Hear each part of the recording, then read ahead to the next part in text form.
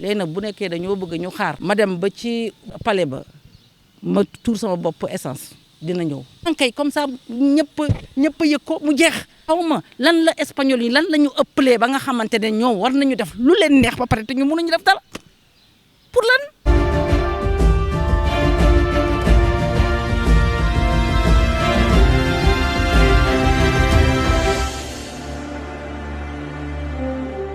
Bonjour amis et fidèles internautes de Sunugal 24 ñoo ngi fii li nga xam ne mooy département Rufisque commune Sangalkam ñu ñëw quartier bi nga xam ne moom mooy quartier Kalia nekk cité yoo xam ne ay cité la ñu fekk suñu benn maman boo xam ne dafa nekk si naqar ak tiis kër gi nga xam ne da koo jëndoon depuis 2019 ci 27 millions 346 mille tey ñuy daal koy fekk ne dañ koy génn kër gi avant ñu tàmbali ñu commencé émission bi ne ko salaamaaleykum maman ñu ngi leen nuyu. waaw maa ngi leen di fay di leen remercier pour li ngeen di jàppale seen mbokk yi nekk ci tolof en tout cas ñu ngi leen di remercier maa ngi leen di remercier man personnellement. maman ñu daal lay fekk ci tolof sax kanam sax moo ngi daal koy wane fi nga xam ne moom mooy entreprise bu tudd Zeltex daal di lay jox kayit ne da lay génne da nga jëndoon sa kër depuis 2019 mënoon nañoo xam nan la problème bi demee. problème bi lenn la ñun. man bon bi may jënd fii kër gi mun naa wax ñun parce que du man kenn ñun bëri nañ dañ ñoo jaayoon benn projet boo xam ne vraiment c'était alléchant man maa ngi jóge Mermoz ñëw ba fii parce que cité bi ñu proposé woon vraiment c'était bien Zac Mbao à 1 minute de la sortie du péage autoroute à péage et tout cela donc vraiment bi ñu gisee kii bi publicité bi mun naa leen woon sax kii photo yi après ngeen xool mais service de transport navette pour ñuy dem Dakar dellusiwaat entretien lieu commun yi cité sécurisé mur clôturé ak agent de sécurité caméra de surveillance piscine espace commercial crèche enfant yooyu am na mais supermarché amul espace vert amul salle de sport amul te ñun bi ñuy jënd suñu kër dañ ko jëndee ak loolu yëpp ak piscine beeg salle de kii bi centre commercial beeg salle de sport beeg yëpp mais léegi dara nekku ci on avait même dit tout à l'égout loolu yëpp amul tous les jours tous les 2 jours camion mi ngi ñëw fii di ñàcc loolu bokkul woon ci kii bi man je trouve que bon vraiment c'était de l'arnaque c'était une publicité mensongère man bàyyi naa sama yëpp Mermoz foofu ñëw dëkk si ñëw fii jënd c'est vrai aw moon xaalis nag pour jënd ko nii cash mais dañ ko doon fay ndànk-ndànk ñoom pour ñu mun leen da defaral ñoom seen publicité ils nous ont permis sax de venir habiter am na ñoo xam ne ñoom dëkk nañ man nag dëkkuma woon parce que parewul woon ma ñëw dëkk fii à côté fii tamit kii moo ko defar Zeltex léegi nag li ñu nekk dañu am problème ak seen naka lañ koy waxee sax voilà seen voilà associé moo tax léegi fii nga gis ko mu jaune fële mu rouge mais ñaari bâtiment IEG bi ñoom ñoo ko tabax man nag fii laa nekk di louer en attendant que fële pare entre temps man sama jëkkër gaañu na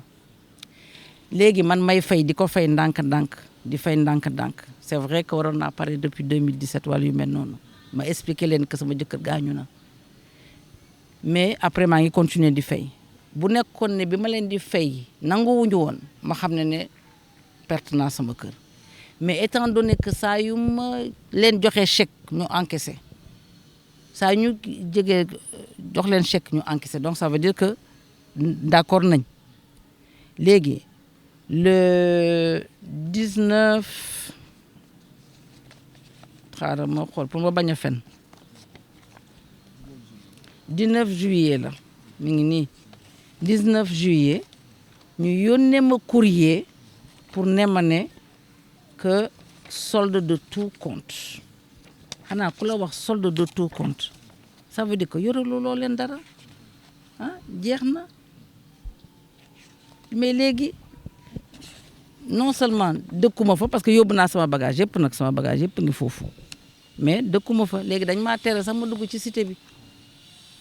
bëggoon nañoo xam nan nga ko doon fayee par tranche ak sa premier caution bi nga doon joxe ñaata million la. Est-ce que man xam nga nag léegi moom damaa retraité de damaa retraité kii bi xam naa ne fàtte naa kañ laa commencé woon fay mais ñoom man bon mënoon naa ko xool ci këyit yi mais kiiwuma woon len daal xam naa ko moom mooy le 29 juillet 2019 versé naa leen benn chèque CBAO de 2 146 000 dox naa leen ko le 6 août 2019 ñu envoyé ma benn courrier envoyé ma mail pour ne ma ne nous accusons réception en date du 29 juillet 2019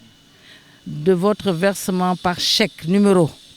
CBAO d'un montant de 2 146 000 à titre de solde de tout compte pour l'acquisition d'un appartement de type 4 F4 situé dans le lot 4 rez-de-chaussée bâtiment E dans notre résidence sise au nord de Zac Mbao. Nous vous rappelons que le prix de vente du dit appartement est de 27 346 000 francs. Vos avoirs dans nos livres s'élèvent, sauf erreur ou omission de notre part, à 27 346 000 qui correspond au montant de l'achat de l'appartement. Donc, yoratuma leen dara. La preuve, ils m'ont même mis en bas. Nous vous remercions pour la confiance que vous avez témoignée et prions d'ailleurs, chère cliente, l'assurance de votre parfaite considération. Le comptable a signé, l'assistant financier a signé. gis kayit yi mais fay nga ba pare ba nga fay ba pare tey ñu xëy na leen lay génnee ñu gis ne kayit yi ñoom ñoo ko bind. ne fay nga 27 346 000 ba pare. maa ngi fay. Le 6 août lañ ma yónnee kayit bi de le 6 août 2019 léegi ñu envoyé ma benn kayit pour annulation de réservation le 5 juillet 2022 loolu la xamul nag fan lañ ko teg 3 ans même après parce que 2019 20 21 22 ñu lekk sama xaalis liggéey ak sama xaalis ba pare léegi ñu ne man nag dañuy annuler vente loolu laa xamul fan lañ ko teg mënuma admettre que ay étrangers en plus des Espagnols yoo xam ne nous on va jamais oser faire ce qu'ils ont fait ici là on n'oserait pas faire ça chez eux kon daxoon nañ bu yàgg comment ñoom en tant qu'Espagnol ñu nekk fii bëgg jaar suñu kaw et puis nekk comme si ils sont un pays conquis on n'est plus du temps colonial tu viens dans mon pays fekk ma man sénégalaise ba pare nga bëgg a jaar sama kaw loolu laa du nangu parce que vraiment mënuma liggéey ba dem retraite ñu jox ma sama xaalisu retraite ma verser leen ko ma jaay sama oto ma jox leen ko actuellement je suis à pied ma jël yëpp jox leen ko ñu toog ba mu neex leen 3 ans après ñoo ne ma ne que dañuy annuler vente bi loolu laa xamul fan lañ ko teg et dans quel pays nous sommes. si annulation vente boobu dañuy wax dañ lay delloo sa xaalis wala ñuy doubler xaalis bi daal la koy jox. déedéet dañ ma ne bi ma jëlee avocat parce que bi ma loolu amee dama jël avocat avocat bi assigné leen le même jour que avocat bi assigné leen le même jour ils ont envoyé un huissier pour me rembourser mon chèque mais dañ ci génne ay pénalités soi-disant ñu jox ma chèque 21 millions ma ne leen du ma laal chèque yorelu leen ma xaalis kër ngeen ma yoreel mënuma liggéey dem retraite nga xam ne léegi maa ngi retraite war a vivre paisiblement ba keroog bi ma yàlla di jël ngeen ne ma nag léegi nag loolu amul loolu moom vraiment xaw ma daal mais métti na de métti na lool métti na. est-ce que problème bi ñi nga dëkkal daal dinañ koy yëg. am na ñu ko yëg xaw ma nag lu xew parce que ñoom foofu nee nañ ne waaw parce que ci li ñu wax nee nañ ne dañoo c'est parce que demuma ci notaire pour fay kii bi xaalis bi alors que c'est pas vrai bi ñu ma joxee këyit dem naa ci notaire maître Senghor et Sarr ñi ngi nekk fële place de l'Indépendance ñi ngi ci wetu hôtel Teranga ancien Teranga bon je xaw ma turu maintenant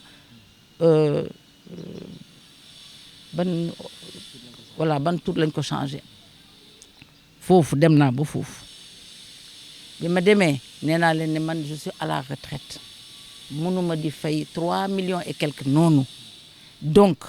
est-ce que mun naa fay ndànk-ndànk ñu ne ma non amul problème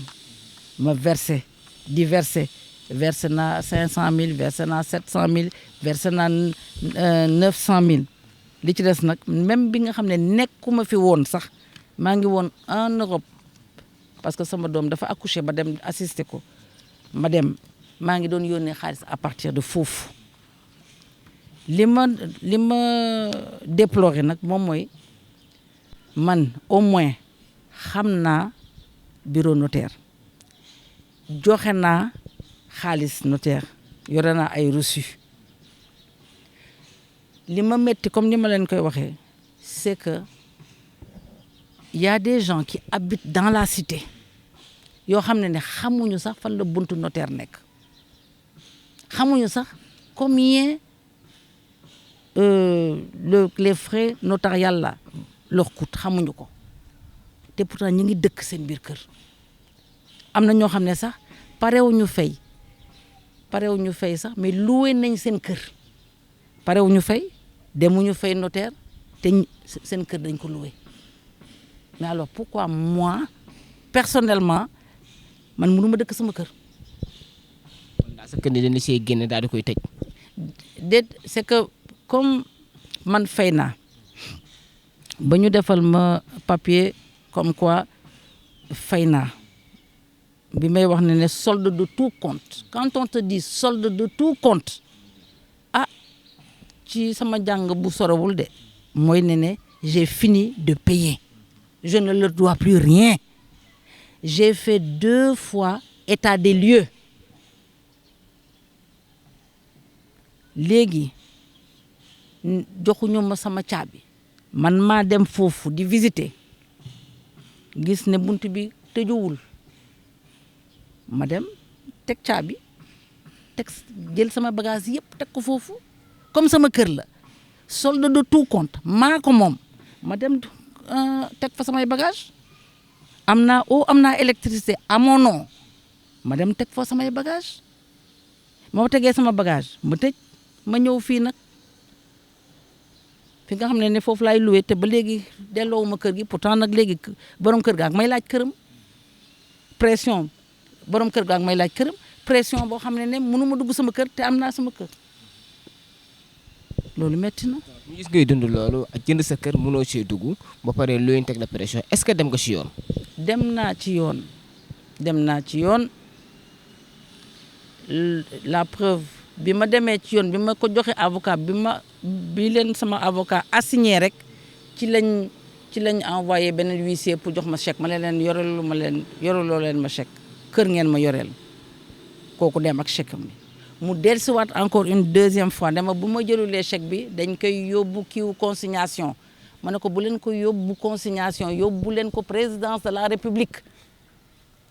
bu leen ko yóbbu consignation mais fii moom sama kër la maa ko moom solde de tout compte moom français la du espagnol te même bu nekkoon espagnol sax même chose la ça veut dire que je ne vous dois rien et que la maison m'appartient. ba léegi yéen a ngi si yoon wala yoon at na leen ba ba pare. léegi ñu ngi nekk ci yoon bu ñu demee ñu reporté incom juge bi incompétent en tout cas daal ñu ngi reporté di reporté ba léegi am na audience le 15 décembre démb à ma grande surprise dama demoon ci dentiste bi benn huissier woo ma ne ma nekk dafay man la soxla woon dafay ñëw parce que daf ma war a jox benn papier ma ne ko papier bu mel naan mu ne ma non kii la pour convocation pour le 25 octobre ma ne ko pourtant parce que kii bi appel bi parce que ñoom dañoo def courrier dañoo demandé pour ñu expulser ma soi-disant que j'ai occupé illégalement la maison léegi nag procédure d'expulsion boobu moom ci lañ nekk donc appel bi c'est le 25. léegi daal le 25 la appel bi te le 15 décembre tamit amaan nga audience ak juge bi. naa ko léegi lan ngay wax ki nga xam ne moom mooy jiitum réew bi Bassirou Diomaye Faye mu ne na jubal jubbanti lan nga koy wax ak ki nga xam ne mooy le PM Ousmane Sonko. xanaa rek ñu geestuñu xool Sénégal xool ñoom sénégalais moo leen tax a jóg nañ xool bu baax yëfu li ñuy def sénégalais yi parce que il n'en est pas question moi je ne peux pas admettre que ay étrangers ñëw et se faire passer pour des gens boo xamante ne ils sont intouchables ou bien pour ñu mel ni daal ku nekk dans un pays conquis on n'est pas dans un pays conquis parce que ñoom li ñuy def fii ñun ñemewuñu ko def seen dëkk kon nag man maa ngi ñaan gouvernement bi daal ñu xoolaat kii ñuy joxe promoteur étranger yi nañ ko xoolaat bu baax parce que li ñuy wax yëpp ay fen la tout à l'égout amul égout on nous a servi kii commercial centre kii commercial gisuñu ko